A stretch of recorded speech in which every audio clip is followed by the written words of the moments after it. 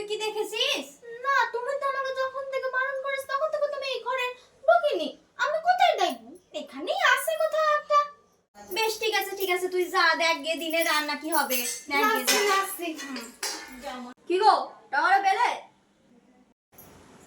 না না পাইনি, খুঁজছি খুঁজছি। কি গো, আজকে কি রান্না করব?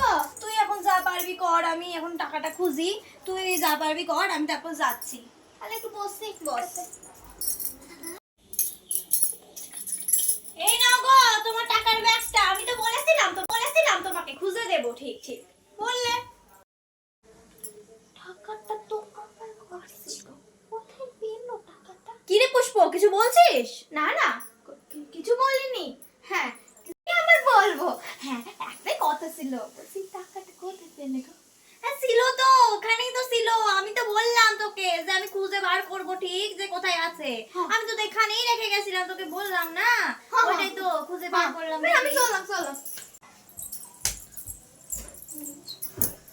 কোথায় গেল?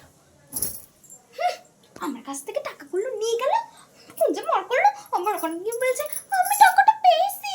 যত সব মিথ্যা কথা। তোকে আমি বললাম না রান্নাটা গিয়ে বসা। এখনো বসা আছিস? হ্যাঁ বসাতে। বৌদি, বৌদি, কি হয়েছে? একটু বসে, অনেকক্ষণ ধরে খাটাখাটি করেছো, একটু চা করে মাথাটা ছেড়ে যদি ধরে তাহলে ছেড়ে যাবে। চাবি করে যা তুই চা করে আন। এই না চা খা। তুই অনেক ভালো রে, আমাকে অনেক মায়া করিস। কি বলছো তুমি? পুষ্প, চাটা খুব ভালো হয়েছে রে। ঠিক আছে। মাথাটা কেন এরকম ধরা ধরা লাগছে রে বাবা? আজকে মনে হয় সারাদিন ছোটাছুটি হয়েছে, ওই জন্যই।